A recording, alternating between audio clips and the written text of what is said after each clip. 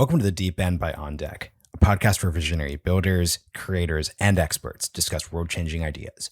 I'm your host, Marshall Kozlov. Let's dive in.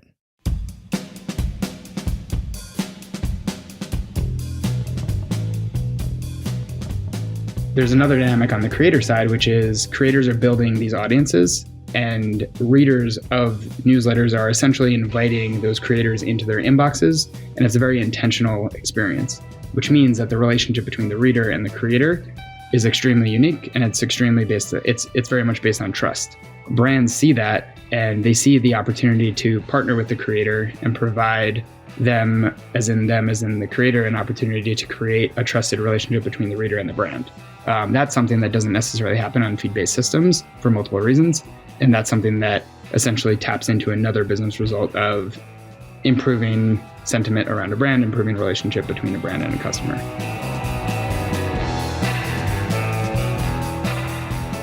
At The Deep End, we're creating a space where we skip the surface level and go in depth into ideas that inspire people to build.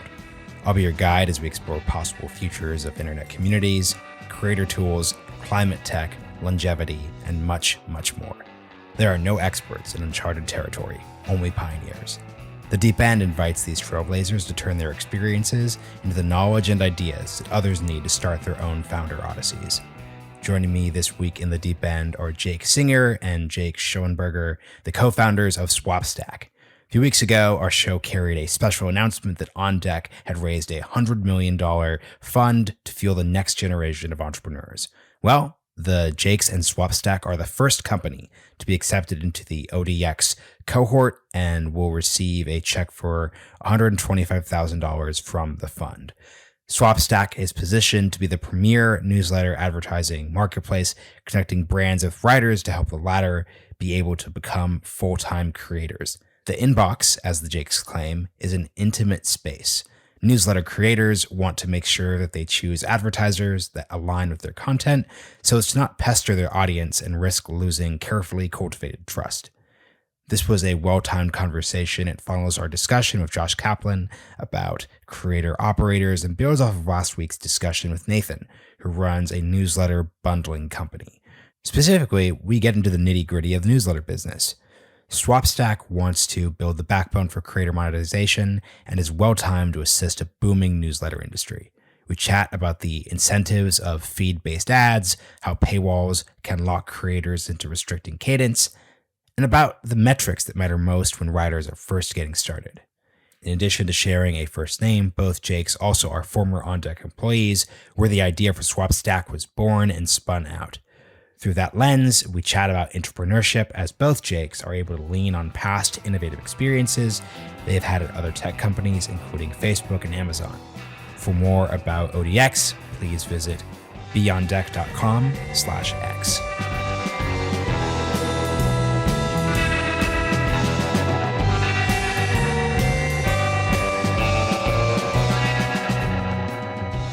Jake and Jake, welcome to The Deep End. Thanks for having us, Marshall. Yeah, thanks for having us on the show. This is an exciting week for everyone, not only at the Swapstack level, but also in the broader newsletter discourse. This is coming out on Monday, obviously, but last week there was a lot of news with previously independent newsletter writers going to join The Atlantic. So there's a broader discussion about how the proper models should work for creators who can't quite top at those 10,000 to 50,000 subscribers, how they should go forward. So it's great to talk with you all at Swapstack about what you're building, the broader vision you have for the space, and how people should move forward. Let's start this way. Either of you can pick up this question, but we'd just love to hear your description of what Swapstack is now, where it's going, and just what your broader vision for the newsletter/creator space is. Yeah, I can jump in there. So we started Swapstack essentially to solve a need for ourselves. So Jake and I, we both write our own newsletters, and we were looking for ways to monetize without putting up a paywall, and essentially realized that there wasn't that many great avenues to go out and help identify sponsors for really smaller niche audiences or niche newsletters. And so right now, Swapstack is essentially a platform, a marketplace that connects brands to niche newsletters. Now we're working with a couple larger publishers. But yeah, it's a marketplace that connects brands to newsletters, helping those newsletter writers, mainly independent writers, monetize their work, and helping brands get in front of audiences that typically have higher engagement rates, higher click-through rates, higher value, that are essentially higher value audiences than audiences they could reach through larger, more programmatic means. In terms of our vision, so right now we're very much focused on newsletters. We have about 450 newsletters on the platform. We know that a good chunk of those have other mediums. They have big Twitter followings, they have blogs, podcasts, etc. And the more near-term vision is to expand Swapstack to start supporting those creators, no matter the medium that they have audiences on, which also enables brands to then reach niche audiences that are highly engaged on multiple different platforms. In terms of the general creator space, from the beginning, we've had the vision of essentially being every creator sales team. And so no matter what a creator is doing, if they're building an audience, we want to basically be the platform or the backbone that enables them to monetize. And on the other side, enable brands to get in front of audiences that they want to reach. How about you, Jake? Yeah, I mean, I think I agree with everything Jake said. He's nailed it. I think just want to emphasize that, yeah, we were really starting off just to scratch our own itches, and kind of surprised, given the rise of everything going on in the newsletter world in the last couple of years, that there, around this time last year when we started thinking about this, that there weren't really amazing solutions to this problem yet. But it was surprisingly difficult as a newsletter writer to find brands who might want to sponsor my newsletter and to manage that entire process. And yeah, so we're pretty thrilled with how things are going and excited to support lots of creators moving forward. I'm really glad you just described your surprise at the lack of tools for creators using newsletters to monetize their advertising, because honestly, it makes a lot of sense that this problem exists, because if you actually look at the early way that Substack articulated what its purpose was for, it was, hey, we think that advertising driven media creates all these different problems. We think the subscription model is superior. So most of these newsletter platforms were not built with the assumption you're putting in mind. So starting with you, Jake Singer, I'll just throw for anyone who's just listening to this and can't see the video version, both of them are Jake S. So I'm going to be overly precise with which Jake I'm speaking to. So Jake Singer, I'll throw this to you first. Do you think advertising is a problem when it comes to media? You obviously don't, because you're working in an advertising related business, but what do the critics of advertising and media get right? And what do they get wrong when it comes to the actual problems then that you're finding actual newsletter writers, yourselves including, are finding?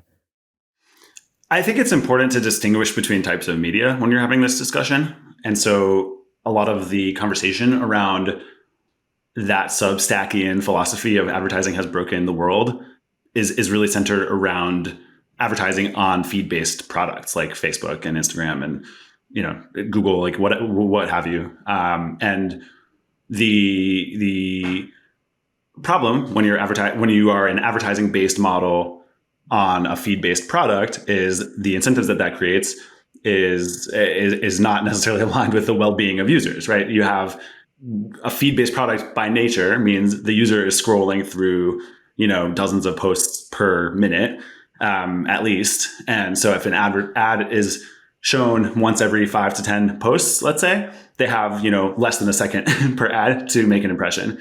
And so the only way to make that a value add for the advertiser is to show, a ton of ads. And so the only way to do that is to have people spend hours and hours on your product scrolling. And so that's where all the discussion around mental health and addiction on social media has really flared up, and I'm fully kind of bought into that as well. Like, I don't think that's great for people either. And yeah, that the need to sort of keep people scrolling has caused all sorts of problems, and that just is a kind of like a byproduct of the business model of advertising on those types of media. For something like newsletters, it's just a completely different type of experience and a different kind of incentive that it creates. And so a newsletter writer, their readers are spending minutes with the content. It's about thinking and learning something new.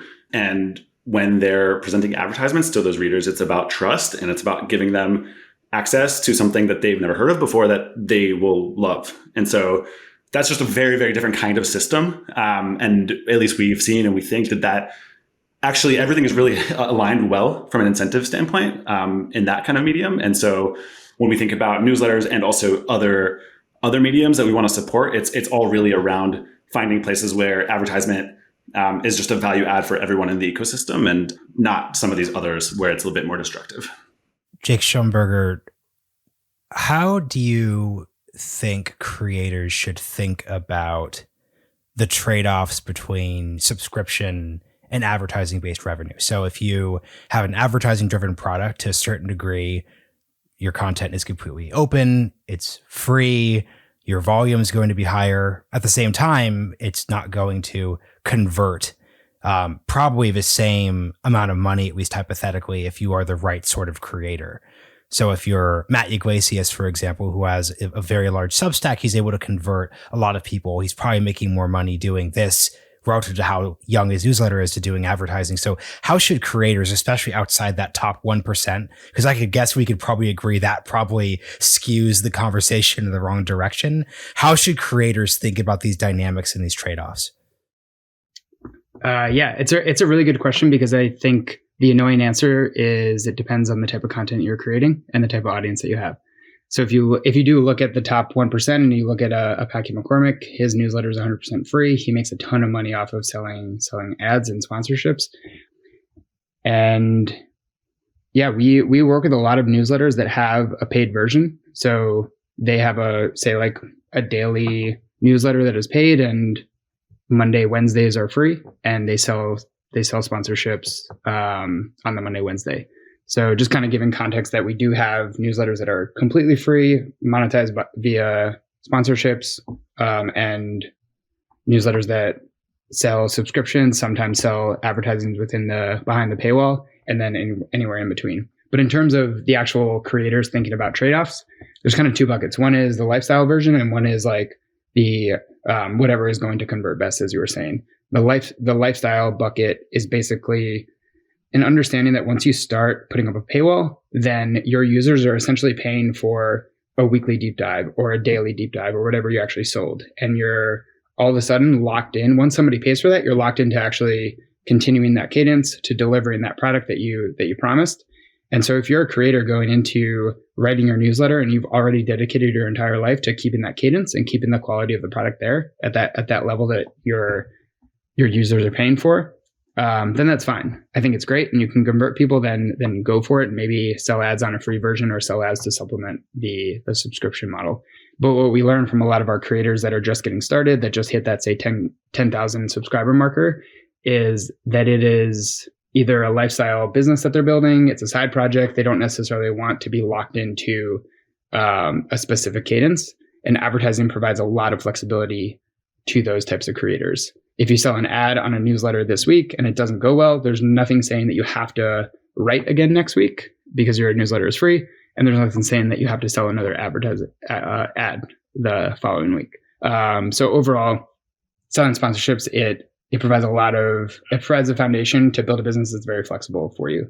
And kind of the other bucket, the aligning kind of your content to the type of business model that works best for you, is basically just testing and learning. So there's nothing wrong with a creator going out and seeing like, hey, am I able to convert people into a subscription model? And if they're not, they can always turn that off, make the newsletter free again, and then sell sponsorships and just see what works best.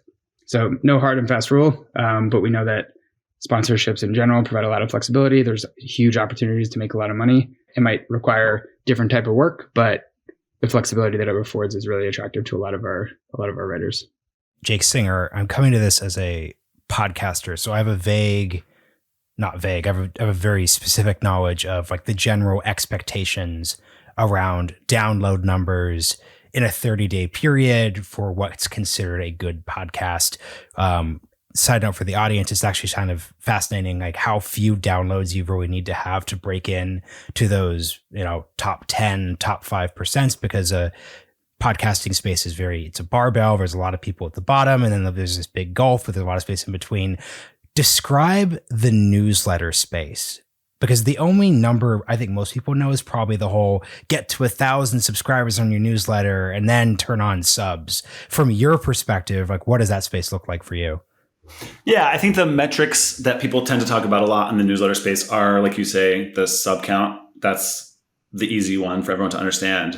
From a working with brands perspective, they want to know also, basically not just how many people are getting your email, but what is the actual engagement with that newsletter edition or the average newsletter edition. So to put that into metrics, you're looking at things like open rates, you're looking at things like click rates. And so it's relatively straightforward, but in terms of like what constitutes a successful newsletter, it's a little bit one of those it depends kinds of answers also. But I think the sort of like rule of thumb that we have seen through our work so far, and when we talk to brands, is that at least from the perspective of starting to sell ads, around the 3,000 to 5,000 mark is when newsletters start to become interesting to brands. And then around the 10 to 20,000 is when they can start making like real money with ads. No hard and fast rules. I think, I'm sure we'll mention Packy's name quite a few times on this episode, but I think when Packy had 5,000 subscribers, he was already charging a couple thousand for his ads. So he's obviously an outlier in a lot of ways. But yeah, I think that's like a general rule for ads. Subscriptions, I think I've seen, we don't really work on subscriptions. So we're definitely, I wouldn't say we're experts on that side of it, but I think there are a couple of different models. There is one model, which is the sort of like larger scale, like you probably need to get to maybe 10 or 15,000 before you turn on your paywall and then expect to convert maybe 10% of your readers. That's, for a type of newsletter where you're maybe charging $80 a year, $100 a year for access. So that's one model that a lot of writers have taken. The other is the sort of smaller but much more premium product. And so there are certain like investment newsletters, for example, that are charging $500 a year, or like $300 a month to access, and they're getting 2 or 3 really thorough deep dives on investment, theses on stocks or maybe startups. And that's sort of more like a professional product. So I think that can work for subscriptions as well. And for that, obviously, if you're charging $300 a month, you don't need to grow to a massive size to make a decent living doing that. And Jake Schonberger, what are brands looking for in an emergent space like this? Because the thing that fascinates me as a creator, and I'm sure you two have run into this, is that it's not that this space is BS. It's that, like you said, it's complicated. So there's a world, once again, where there's 1,000 people who are reading your newsletter, but they could be the right 1,000 people. And the right 1,000 people on a newsletter is quite different than 1,000 people downloading a podcast. So there's all these different levels that you're really working with here. So if you are either a brand, and I'd like you to both answer this, if you're a brand looking at these different gradations, what should you be thinking about? And then if you're a creator, what type of assessment of your audience and its worth should you be considering when you're going into a marketplace like Swapstack? I'll answer the brand question first, and then the creator question is subtly different.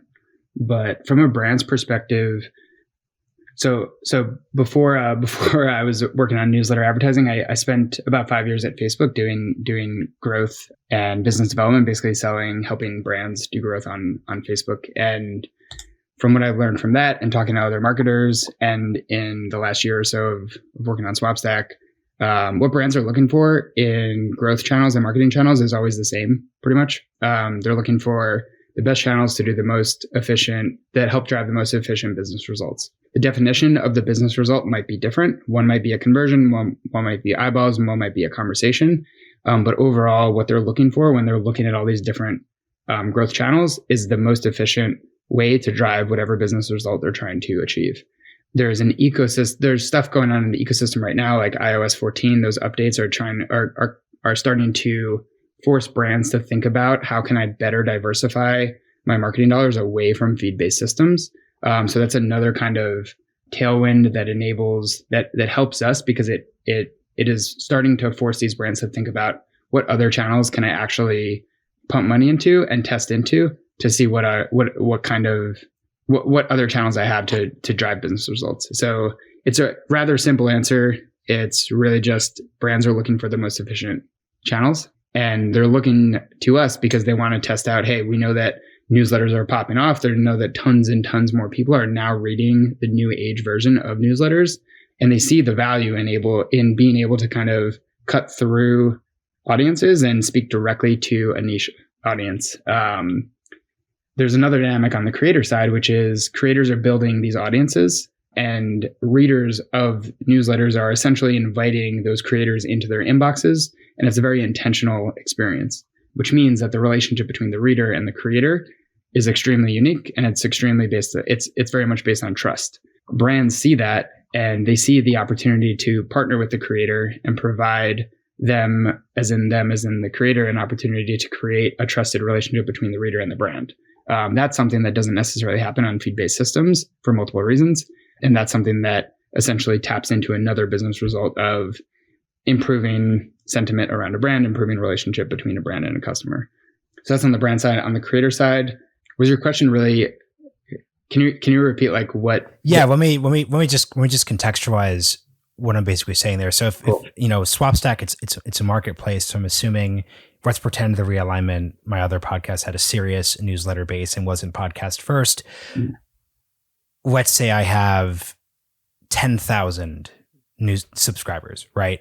How do I think about the space I'm in, which is news, politics, society, culture, which I suspect is not going to be as friendly / lucrative of a space as tech, business, finance?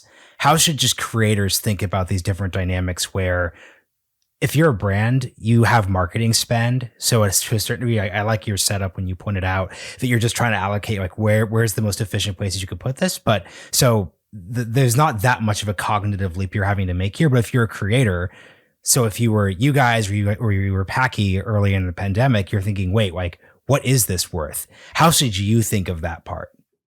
Basically, when creators join the platform, we provide some education on how to think about pricing. And we have some kind of bare bones numbers that provides a framework for creators to work within. So there's two ways. I'll give some context on like the mechanics of Swapstack. There's two ways that creators can set pricing. One is a flat rate, basically just saying, hey, it's $1,000. You, as a brand, you get 200 words and I'll send that ad out twice in a week. The other way is based on a cost per thousand open. It's a newsletter equivalent of a CPM. And generally, I think this will help answer the dynamic of your question. Generally, what we see is newsletter writers will set a cost per thousand open between $20 cost per thousand open and say a $50 to $60 cost per thousand open. And you can think about very generally, a more broad audience is probably just by nature of it being broad, it's less niche. And so it's less of a targeted audience and probably more easy to find in other newsletters. So that cost per thousand open is probably a little bit more towards the $20 cost per thousand open. If you have a really niche newsletter, really niche audience, we suggest that you start testing out a higher cost per thousand open. And then from there, it's a lot of test and learn. If you go out to an advertiser and you sell a bunch of ads and it's really easy and they don't scoff at the price at all, we suggest that writers, you try to bump up the price a little bit while still making sure that you're driving business results for the brand so the brands want to come back and do it again. Yeah, Jake Singer, what's your take on all this?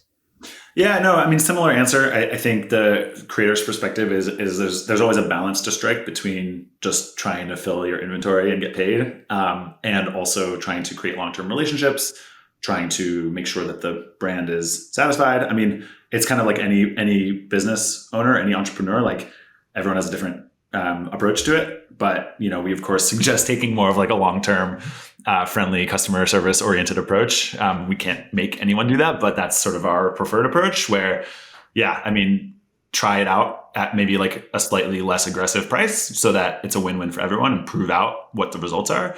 And we have so many brands who say this explicitly, like we'll do 1 or 2 runs and then if the results look good, we'll buy 20 from you, right? And so that's definitely what we recommend because it's kind of an emerging space and advertising isn't, there's not one rule for how to price your ad in a newsletter. I think that's a really smart approach for most creators. Jake Singer, I'll throw this back to you. Something I'm wondering about is earlier, one of the two Jakes on this recording said that you're thinking about the fact that a lot of the creators you're working with have multiple platforms. They have a newsletter, maybe they have a podcast. If they're ambitious, they're on YouTube doing all these different things. Something I'm wondering is how do brands think of the values or the value of these different platforms? So there's putting 200 words in a newsletter, there's putting a banner in the corner of your YouTube episode, there's something within a podcast. These are different mediums, but also different ways of actually performing or displaying the ad. How do brands think of this? And then what are the implications for creators? Sure. And Jake is definitely the expert on how brands think about different mediums. So I'll let him add on to this. But at least the way we're starting to think about it is, it's really, especially for something like newsletter or let's say creator sponsorships, relevance is critical, and getting the sort of adjacency right is a way to drive really outsized results. So just as one example, the first ad I ever ran on my newsletter was an article about no code. And the ad was from a friend's like no code company. And the results from that were remarkable. And it was just, you get people really juiced up about this industry, and then you show them an offering that they're going to love, and it's a quality product. And it's really hard to beat that kind of advertising. And so that was in a newsletter, but you can obviously do the same thing in any medium. And so there's judgment there required by the creator, and the brands obviously want those kinds of results. So I think they're flexible in terms of, what the ads might look like and how they are displayed. I think when they have a relationship with creators, they sort of trust the creators in a lot of cases to know what will work best. Yeah. Jake, what else did I miss there? That was a really good explanation, I think, of how like the dynamic of newsletter creators and brands work together really well. I think there was a component of the question that was, Marshall, let me know if this is incorrect, but just generally how brands think about the mix between like display, YouTube, all these different channels overall. Yep. But yeah, like if you look at any large brand, they either have an in-house marketing team or they work with a media agency that basically puts together what's called their media mix model. And not to be repetitive, but basically that media mix model is basically just taking the budget that the brand has allocated for marketing, just distributing it to whatever channels they think are going to drive the most business results in the most efficient way. And at a certain level, brands typically have like a branding budget and then a direct response budget, knowing that the branding budget is basically like, let's just get our name or the folks that we sponsor. Like if they have a lot of celebrity endorsements, let's get that brand, that association in front of the most eyeballs. And so they're looking for the most efficient audience that they can find. And that's maybe where they go to a display network or a programmatic network just to get a bunch of ads in feed or in front of people. Direct response is much more focused on conversion, and the efficiencies there that they're looking at are getting in front of the right people when they're ready to convert. That's where like something like search comes in. That's where something that has really, really high content adjacency and ability to actually sell something comes in. And that's where newsletters, I think, come in, and where influencers come in too. A lot of influencers, video influencers that you would find on YouTube or TikTok or Instagram, especially consumer-based brands, they'll send products that the influencer tries out, and then they do a product demo, and that's essentially a commercial, but it's in the context of a trusted voice of the influencer speaking to its followers. The corollary is almost the exact same on newsletters. Brands work with newsletters. That newsletter writer has the opportunity to work with a brand that they really like, talk about the brand, really sell the brand if they want to. And that creates incredible content adjacency. It creates a really efficient direct response channel, and it enables that brand to essentially earn efficient media through a trusted voice.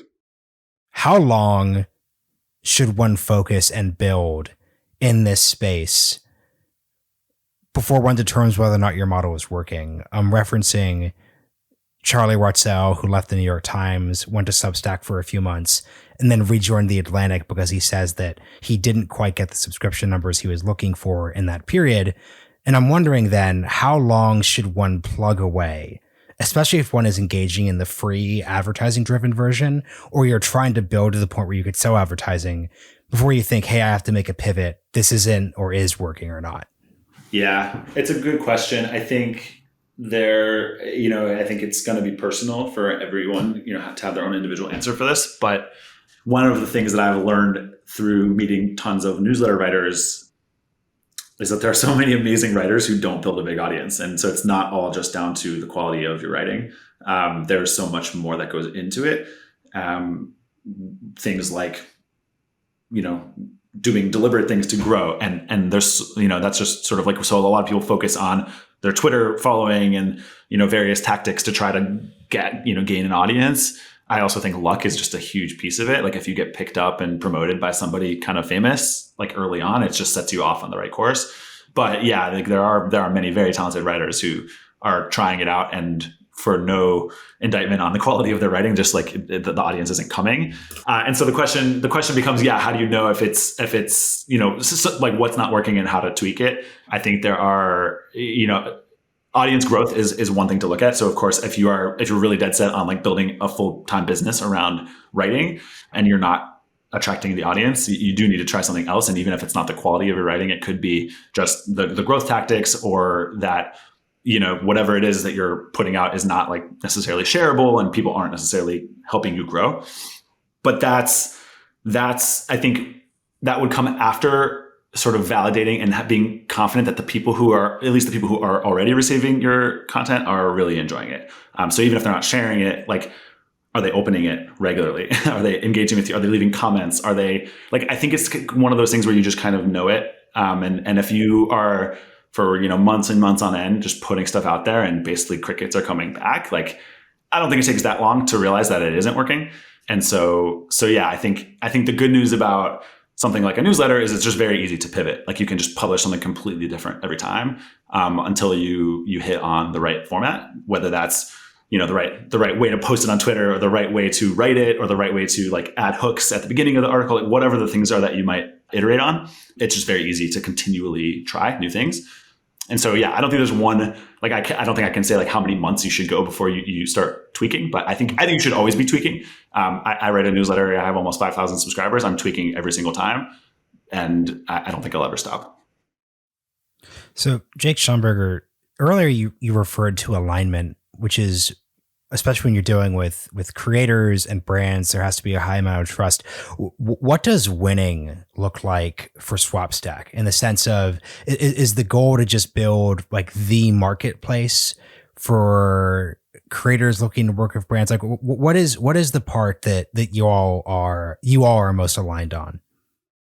Yeah. So winning in terms of, from Swapstack's perspective. So we basically want to build the backbone for creator monetization. We're very much building from the creator lens, also acknowledging that what we're building needs to help drive business results on the business side, but we can do both of those at the same time. So within that context, winning from the creator side, from the Swapstack side, is essentially building the place where creators can go to monetize their audience or monetize their work, in very broad strokes. And in terms of alignment, we want to essentially build enough products where any creator can come onto the platform and find the right type of monetization method that they can use to incorporate into their newsletter. I'll give you examples on what that means, because I realize that sounds kind of esoteric. But on Swapstack, there's essentially two ways that newsletters can monetize. One is through a direct relationship with a brand. So we have a marketplace component. So a newsletter can log in, identify a brand that's looking for newsletters to sponsor that they think would be a really good fit, pitch that brand. If the brand approves the pitch, we connect them and they basically hash out details of a sponsorship. And the same thing goes both ways. A brand can reach out to newsletters. That's a direct relationship that we facilitate between a creator and a brand. The second way that creators can monetize on Swapstack is through our affiliate program. So our affiliate program is called Plug and Play. It's essentially built in a way that enables creators to have access to pre-approved affiliate deals.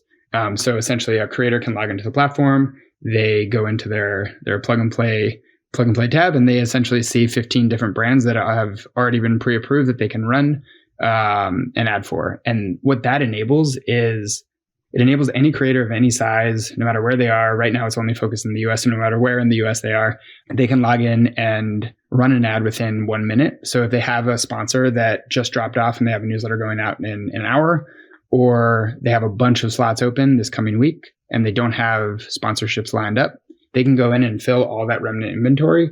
And we've essentially enabled that creator to monetize without having to do that much work. So winning is from a Swapstack perspective is to enable all creators to know that they can come to Swapstack and have access to high quality sponsorships and have access to high quality opportunities to monetize. Yeah, and I'll just add, I think winning is also just in general the success of our creators. And so like that's like what Jake described as sort of like how the mechanics of it all work. But I think probably the number one metric we keep an eye on is just total amount that newsletter writers are getting paid from Swapstack. And so that's really awesome. Those numbers are looking great, but the thing that I get the most excited about is the creators who never monetized before they went on Swapstack. They come on Swapstack, they start monetizing for the first time. They make their first dollars on the internet through Swapstack, and then they grow to a scale where they're basically able to either like hire a person or quit their jobs or like do this thing that they're really loving, that they're enjoying so much. Full time. And that's the kind of thing that we really like get very, very amped up about, because that's just super, it's just really awesome. We're letting people, or helping in a small way, people, do something that they're truly passionate about.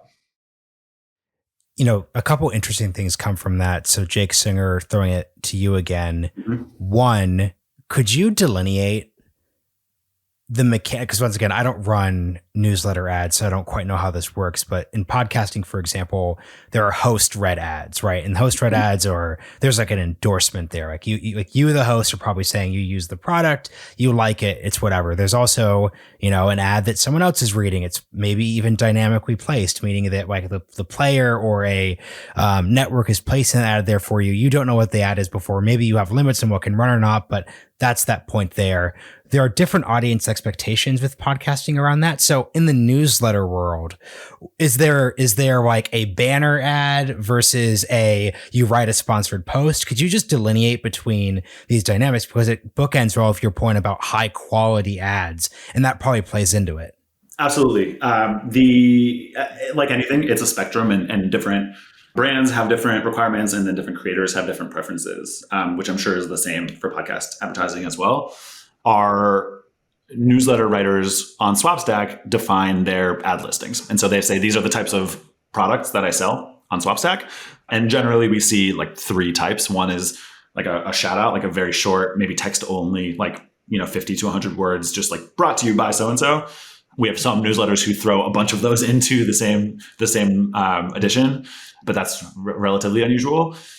So that would be the first. The second is more of like a banner ad with like a logo and maybe 200 words, 250 words, which is kind of more like that host read endorsement, like with a bit of a personal story about how they, learned about the product or if they use it themselves, things like that. And then the third is that sort of like sponsored post or deep dive, which is where the writer, essentially dedicates an entire post to the brand. Yeah, that's even more personal, of course, and more thorough. And so, yeah, that's generally the landscape of the types of ads. In terms of, I think you were sort of asking about creative control as well, like who decides what the ad says and things like that. Generally speaking, it's a bit of a discussion between the two sides. So we sort of introduce the creator and the brand, and they figure out what they want to do. And some brands are pretty hands off, and they're just, speed is of the essence for them, and they just want it to be easy. And they don't really care about doing too much back and forth, and they trust the creator. Other brands want to have a lot of control and want it to say very specific copy and have very specific calls to action. And so really up to the brand. And we really don't have an opinion on that. Like we're happy for the two sides to figure it out together. Yeah. So two last big questions here. Jake Schonberger, what I'd love to hear from you is, could you talk a bit about what keeps creators aligned with you long term? Because the obvious thing you just think about is, I totally get the onboarding side. And as a creator, like, this all sounds great. Like, I don't know how to sell ads. You're in this new space. No one's really working for me. It's not my producer, my co-host. I'm not hiring an ad salesperson. So this makes a lot of sense. Long term, once creators start to scale, why does a platform like this still make sense? The subtext being, if we lived in a world where there were 100,000 Packing McCormicks, that would be really great. But you start to wonder how many truly monetizable creators are there that are going to stay aligned long term? Or is the internet just very big and there's this constant process of refreshment and renewal? Just curious how actually, I'd like the both of you to give me your answer to that dynamic. But Jake Schonberger, please go first. Yeah, sure. I'll kind of go backwards, but I think the internet is really big, and there's going to be a lot of renewal of, new voices, new content being created, and new newsletters always being created, and we'll be there to help those folks that are just getting started or just hitting the point where they want to start monetizing. So there's always going to be a refresh for sure.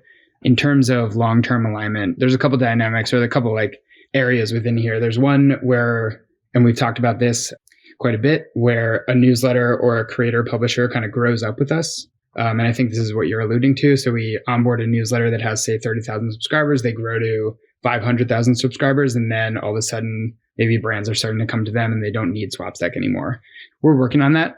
We know that we're not necessarily going to be the exclusive place where newsletters find sponsorship opportunities. But because we are essentially this hub that is aggregating tons of really high value niche audiences, we know that sponsors are always going to come to us to help them find their niche audiences, and we're going to deliver those opportunities to those creators.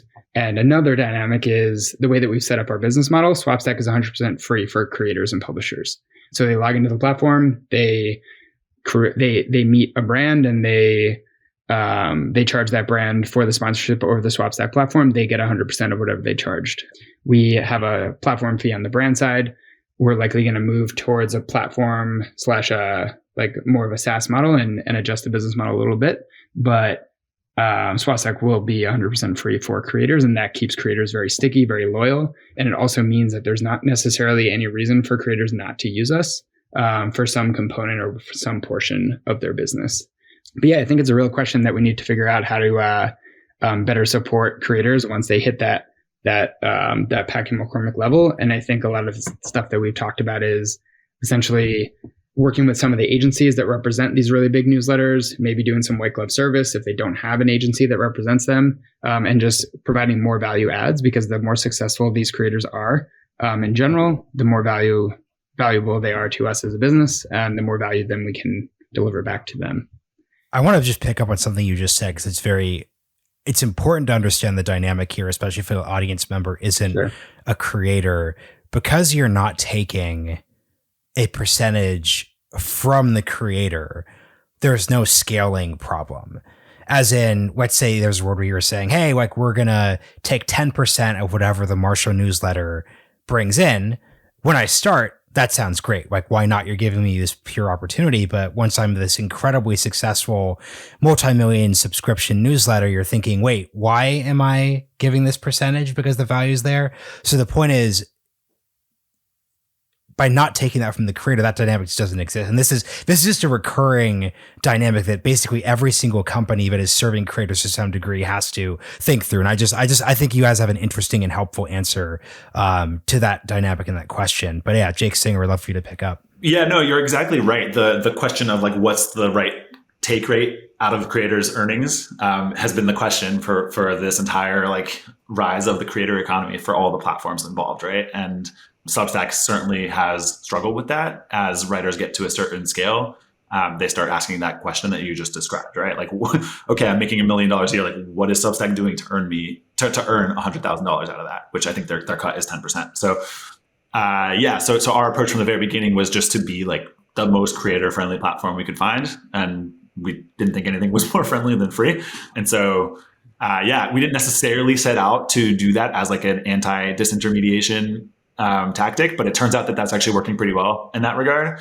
There's just no incentive for the creator to look off, at least in terms of closing the transaction, right? I think the question we get, and we're currently in the middle of raising a pre-seed round, and we get this question from investors that we're talking to, how do you prevent them from, doing the payment off of the platform to avoid your fee? And so our answer is pretty simple. It's exactly what we're saying here. It's the writers have no incentive to do that because they're not going to earn anything additional from doing that. And the benefit to the brand of doing that, our fee is relatively modest. We charge 10% to the brand, and some of our competitors charge 30-40%. And so we feel it's a relatively non-aggressive, very fair fee.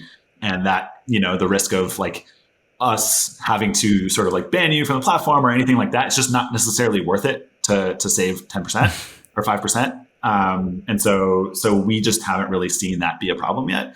I think the other thing I wanted to say on this was like the natural end state for some, if we're talking about like newsletters getting to like massive scale, the natural end state is kind of like, you can look at publications that are more like professional publications. Right now, we're no longer talking about an individual creator. We're talking about a publication, like Morning Brew and The Hustle. These guys obviously like have sold, but those are the examples of the kinds of like, I think the ultimate like end state for like a large newsletter. It looks like that. And the way those kind of companies operate is they have an entire sales team dedicated to selling their own ads.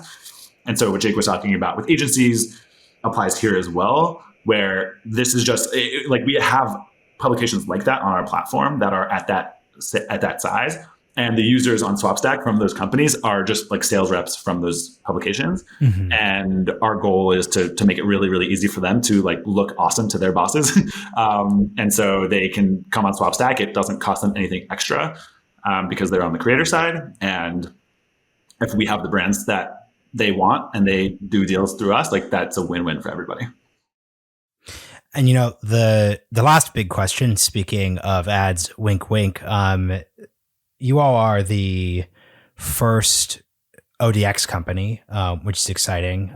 We obviously work together at On Deck, and you know it's great that things are aligned. But I just would like an authentic, non-shilly answer, just on like why you're excited to like work with ODX, like why that makes sense for the company specifically, given the fundraising route. There's the other part that's interesting too. Is I remember you both wrote good pieces on this company. And it's interesting that there's a world where this was all just going to be a hobby and now it's turning into like a real thing that you're taking like very, very, very seriously, obviously. So we'd just love to hear a good articulation of like the shifts that basically got you to today and why long term, this is another thing that makes sense. Like a good theme of this episode has just been alignment. And obviously that is going to play into the ODX Swapstack dynamic too.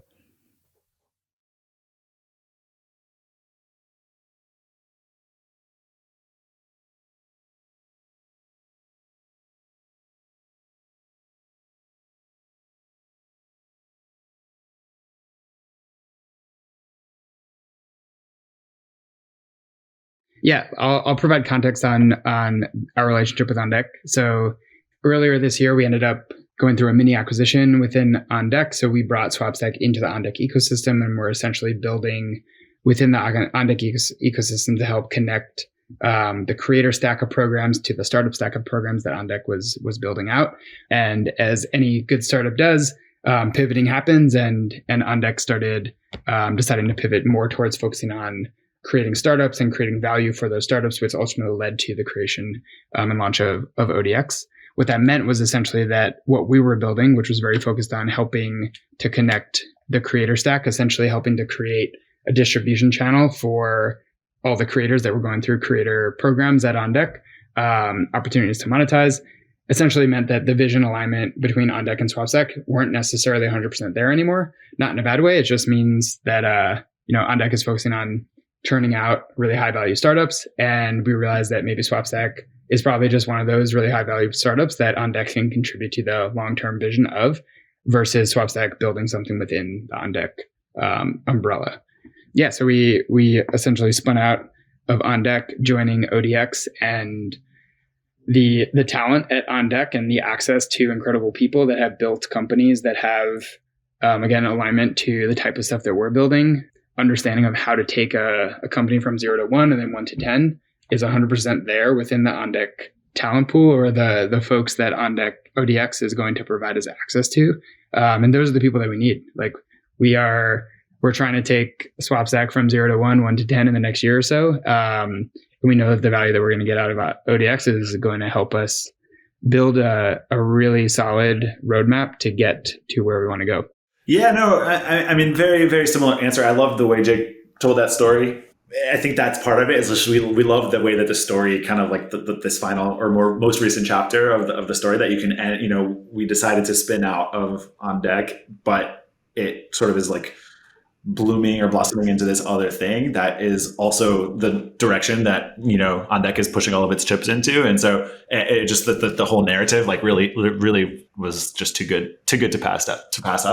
But yeah, I mean, it's a pretty easy pitch for us, to be honest. Like we, right now we're raising, soon we'll be hiring. Eventually we'll be needing to get into conversations with like larger customers. Like these are all things that we could probably figure out, but it would be so much easier with the full backing of On Deck behind us. And the truth is, like, we saw that power as employees of On Deck for the last 6 or 7 months, just working with all the folks who are already there, and I'm sure the people that will come on are going to be similar caliber. So yeah, like zero hesitation on our end to be a part of it. It's just it's a huge win-win, and yeah, we're excited to see how it takes shape.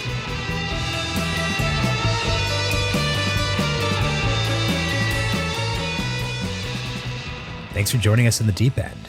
If you enjoyed your stay, give us a review on Apple Podcasts and share this episode with your friends and colleagues to help grow the show with us.